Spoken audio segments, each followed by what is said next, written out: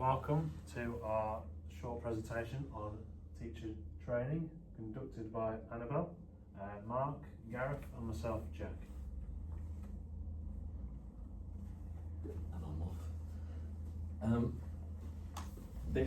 I'm going to cover the subject of creating a supportive learning environment, and one of the ways that we do this, achieve it and actually monitor it, is through Maslow's hierarchy of needs. It's contained within a triangle shape. Basically the physiological needs are the largest proportion, followed by safety, security, love and belonging, esteem and self-actualization. Physiological needs are just your environment, your basic needs. Then safety and security is whether you feel safe and secure in those needs, in that environment, which can include safeguarding. And then love and belonging is being accepted within that learning group, and that can be through icebreakers, etc. Esteem is feedback, positive feedback from other learners and tutors. And then self-actualization is, with all those things in place, you can then potentially reach your full potential and your goals. Right, with that said, is it yourself next, Mark? Yeah. Thank you, Gareth. Hi, I'm called Mark and I'm here to talk about we scroll across a bit, individual needs. Yep. Basically, we are all individual, not one size fits all.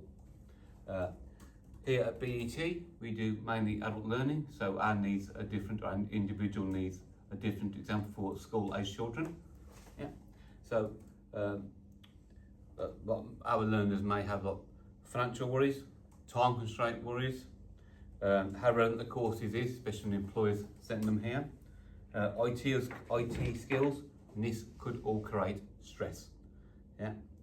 There are also obviously protective characteristics to think about of gender reassignment, race, age, marriage, pregnancy, sex, gender, disability, religion and sexual orientation.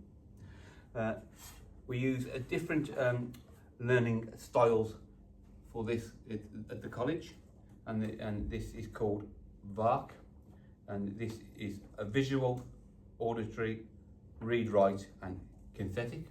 This is actually quite a recent style which was which came into force in 1987 and was done by an assessor / teacher called Neil Fleming. That's me finished now. I'd like to hand back over to Gareth. Right. Hopefully I won't mess this up. The next subject I'm going to cover is the importance of encouraging functioning skills within the learning environment, based on, thank you Annabelle, I'd forgotten that, based on whether they're a core part of your training or job role. They'll benefit you outside of your work placement as well, in general life, but also you do need them as a fundamental to properly carry out your work role. For instance, you'll be using IT and handwritten skills for qualifying certs and verifying results, and this will then overspill into your private life and just make everyday activities easier as well. So it's something that should be encouraged. And next, it's over to Mark again.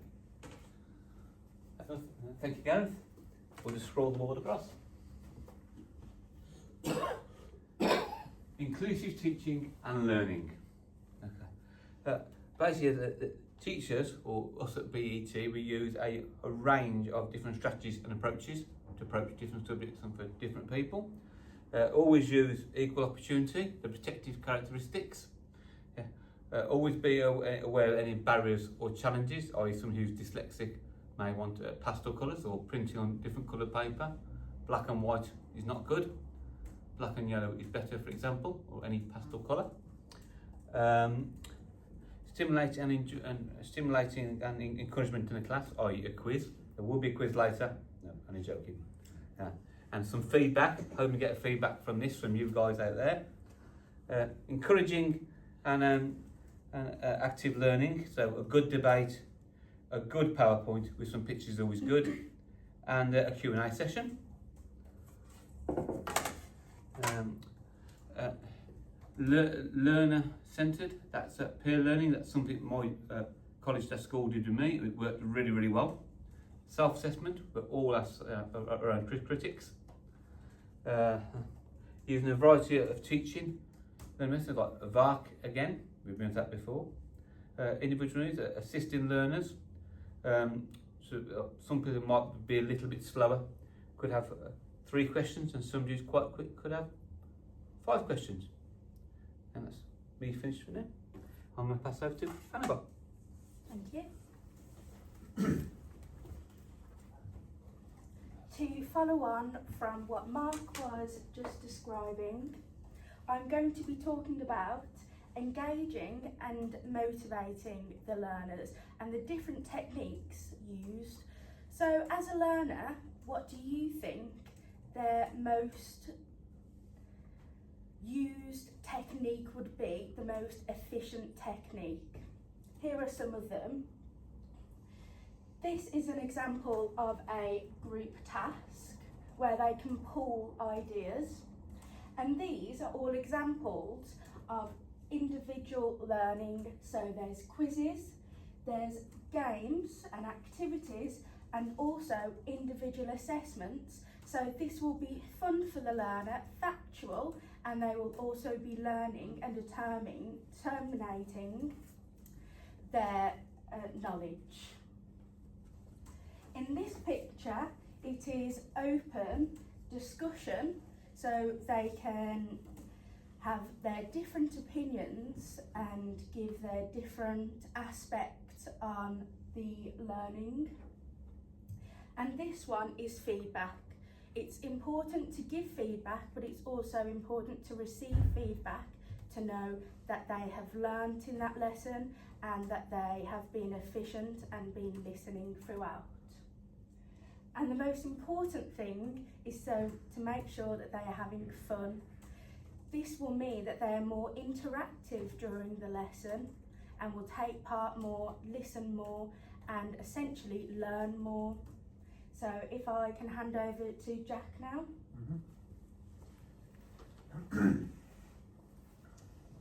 Yep, so in order to learn more, that's what Annabelle was saying, we need good behaviours in the class.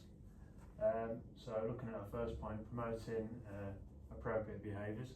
This is a good attitude for everybody to have, because you can get through the criteria that you want to get through.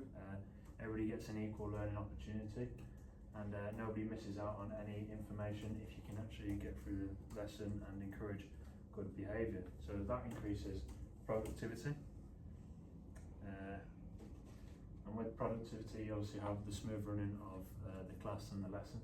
So the teacher will be able to get through all aspects and answer all questions to make sure everybody's got the same understanding at the end of the lesson. Moving on to respect is about valuing human dignity.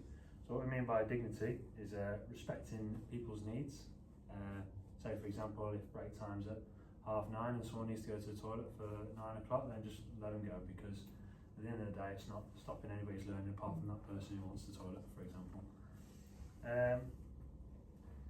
And if you have those sort of situations, then you'll be making adaptations to help the learners feel more comfortable, and if the learners feel more comfortable, then they have a better chance of learning the information that you want to learn.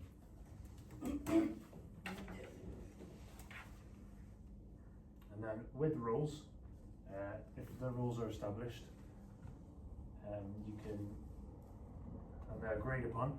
For instance, you're not saying no to phones in classrooms and no to talking to each other.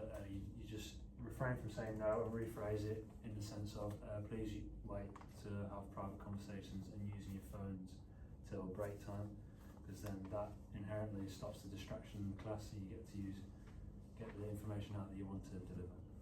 And with that being said, thanks for listening. That's been our presentation on teacher training.